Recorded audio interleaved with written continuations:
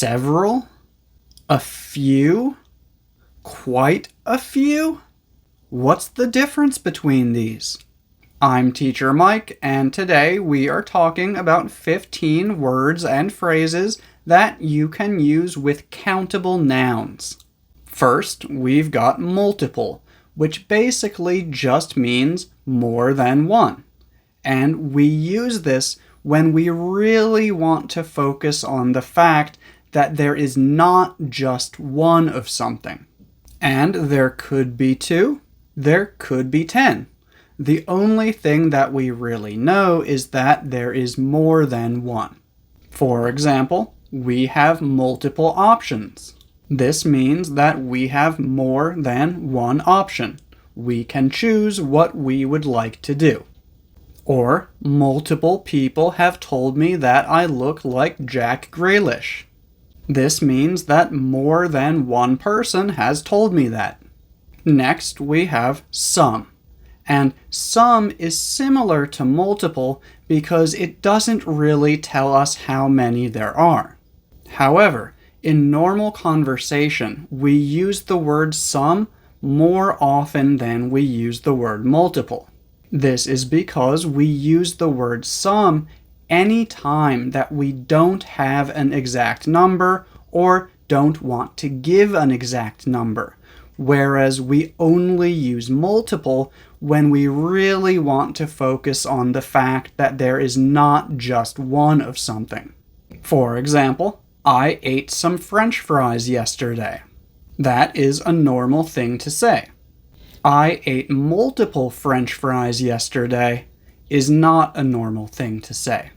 It's not wrong, but it sounds like you think the fact that you ate more than one French fry is important or interesting.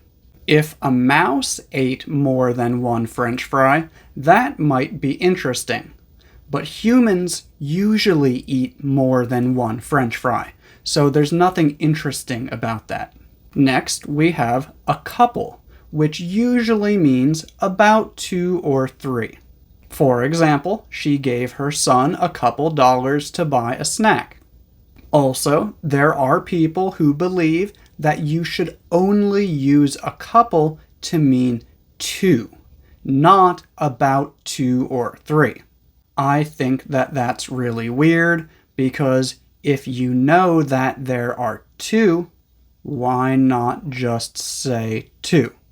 Then we have few and a few, which both just mean a small number. It's probably somewhere between about 2 and 4, but it could be more. It depends what you are talking about and what you consider to be a small number. Also, there's not really a perfect way to explain this, but few usually sounds a bit more negative, whereas a few usually sounds a bit more positive. For example, I have a few friends. That sounds like I have a small number of friends, but I am happy with that number. But I have few friends sounds a bit sad, like maybe I wish I had more friends. Again, that's not a perfect explanation, but it should help you to get the idea. Several basically means any number greater than 2, but not a large number. Most of the time, it's probably somewhere between about 3 and 5, but it could be more depending on the situation. So if I say he has been sick for several days, we don't know exactly how many days it has been, but we do know that it has definitely been more than 2. Next, we have many, which you probably already know means a large number. For example, zoos have many animals. Then we have a lot of and lots of. These both mean the same thing as many, but they are informal. So although you won't usually use these in writing, they are very common in conversation. For example, you could say she has a lot of friends, or She has lots of friends. They mean the same thing. And number 10 is numerous, which is basically just a more formal way of saying many. For example, we have received numerous complaints about the new product.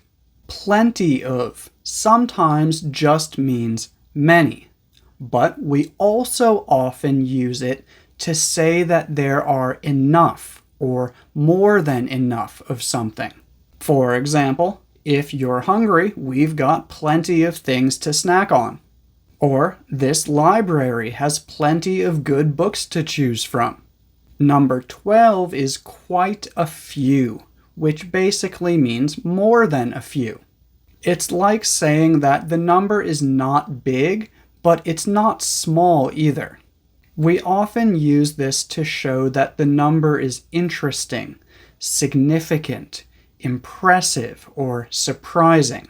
For example, they're not a very good team, but they've won quite a few games this season.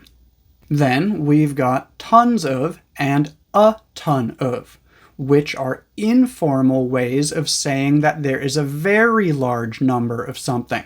Also, it doesn't matter which one you use, they mean the same thing. For example, you could say there were a ton of people at the park yesterday, or there were tons of people at the park yesterday. And finally, we've got countless, which means that the number is so big that we cannot count it. For example, I have spent countless hours teaching people how to use present perfect tense. That's basically just a more dramatic way of saying that I have spent a lot of time doing it. But yeah, that's all for today. If you have any questions, please feel free to let me know.